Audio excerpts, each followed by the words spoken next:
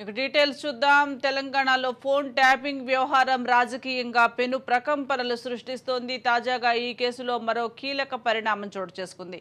ఈ కేసులో ఎస్ఐటి మాజీ చీఫ్ ప్రభాకర్ రావునే ప్రధాన నిందితుడిగా చేర్చుతూ కోర్టులో పోలీసులు మెమో దాఖలు చేశారు. కాగా ఫోన్ ట్యాపింగ్ కేసులో ప్రభాకర్ రావుతో పాటు మరో ప్రైవేటు వ్యక్తిని కూడా పోలీసులు నిందితులుగా చేర్చారు.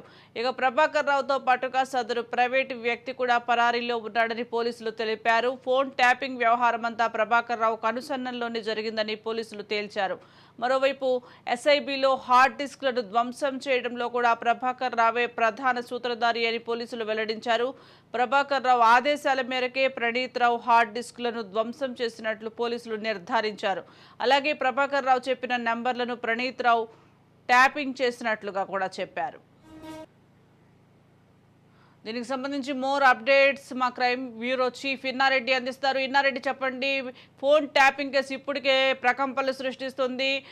ఫోన్ ట్యాపింగ్ కేసుకు సంబంధించి ప్రభాకర్ రావుతో పాటు మరో ప్రైవేటు వ్యక్తిని కూడా పోలీసులు నిందితుడిగా చేర్చినట్లుగా తెలుస్తోంది. అప్డేట్స్ ఏంటి?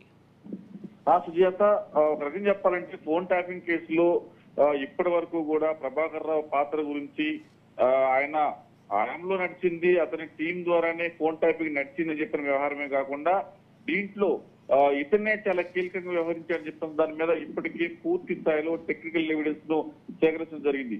ఎస్ఐబి మాజీ ప్రభాకర్ రావే ప్రధాన నిందితుడిగా పోలీసులు తేల్చారు. అంటే ఇప్పటి వరకు సేకరించిన సమాచారం కావచ్చు, తర్వాత నిందితుడిచ్చిన అంటే రిపోర్ట్ లో, అంటే వాళ్ళు ఇన్వెస్టిగేట్ చేస్తున్నప్పుడు చెప్పిన రిపోర్ట్లు కావచ్చు, తర్వాత టెక్నికల్ గా ప్రూవ్ అయిన విషయాల్లో ప్రభాకర్ రావే ప్రధాన నిందితుడిగా ఉన్నట్టుగా తెలుస్తా ఉంది. ఇదే కాకుండా దీంతో పాటు ఒక ప్రైవేట్ వ్యక్తిని కూడా నిందితుడిగా తేల్చారు. మరి ఆ ప్రైవేట్ వ్యక్తి ఎవరన్న దాని మీద మాత్రం పోలీసులు ఇంకా క్లియర్ కట్ గా చెప్పాల్సిన ఉంది. అయితే ప్రస్తుతం ప్రభాకర్ రావుతో పాటు ఆ ప్రైవేట్ వ్యక్తి కూడా పరాల్లో ఉన్నాడని చెప్పని పోలీసులు మనం చూస్తా ఉన్నాం. అయితే ప్రభాకర్ రావు కనసల్లోనే ఫోన్ ట్యాపింగ్ జరిగిందని పక్కాగా తేల్చేశారు. ఇదే కాకుండా ఎస్ఐబిలో హార్డ్ డిస్క్ ధ్వంసం చేసే దాంట్లో కూడా ప్రధాన సూత్రధారి ప్రభాకర్ రావు అని చెప్పని కూడా ఇప్పటికే పోలీసులు సీసీ కెమెరా ఫుటేజ్ కావచ్చు, తర్వాత టెక్నికల్ ఎవిడెన్స్ సంబంధించిన సమాచారాన్ని కూడా ఇప్పటికే తేల్చారు. తర్వాత ప్రభాకర్ రావు చెప్పిన నెంబర్లను, అంటే ఏమైతే ఆ పొలిటికల్ బీఆర్ఎస్ లీడర్ దగ్గర నుంచి వచ్చిన ఆదేశాలు ఏమైతున్నాయో ఆదేశాల ప్రకారం కొన్ని నెంబర్ సెలెక్ట్ చేసి ఈ నెంబర్లను ట్యాప్ చేసి ఎప్పటికప్పుడు రిపోర్ట్ అందివ్వాలని చెప్పి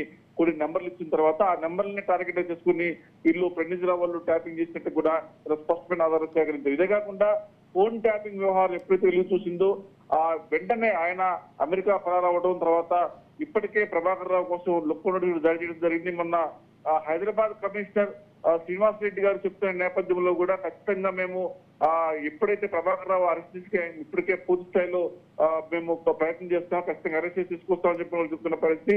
ఖచ్చితంగా ప్రభాకర్ రావును కనుక తీసుకొస్తే ఖచ్చితంగా వెనకుండి నడిపించిన పొలిటికల్ లీడర్స్ గురించి పూర్తిగా తెలిసే అవకాశం కనిపిస్తా ఉంది. రాధాకృష్ణరావు కూడా చీఫ్ అని చెప్పేసి అనే కేసీఆర్ పేరు కూడా చెప్పకుండా చెప్పిన నేపథ్యంలో ఖచ్చితంగా ప్రభాకర్ రావు వస్తే రాజకీయ నాయకులకు సంబంధించిన పూర్తి సమాచారాన్ని కూడా ప్రూవ్ చేసే అవకాశం ఉంది. ప్రభాకర్ రావు గురించి పక్కాగా తెలిసిన తర్వాత, అంటే ప్రభాకర్ రావు కనుసరణలో జరిగింది కాబట్టి ఆయనే ప్రధానమంత్రిగా తెలుస్తూ ఎప్పుడైతే ఆయన పేరు చేర్చారో ప్రభాకర్ రావు అరెస్ట్ చేసి మాత్రం చాలా విషయాలు వెల్లడితో చెప్పిన కూడా పోలీసులు భావిస్తూ ఉన్నారు. Sujatha, right, thank you Inna Reddy.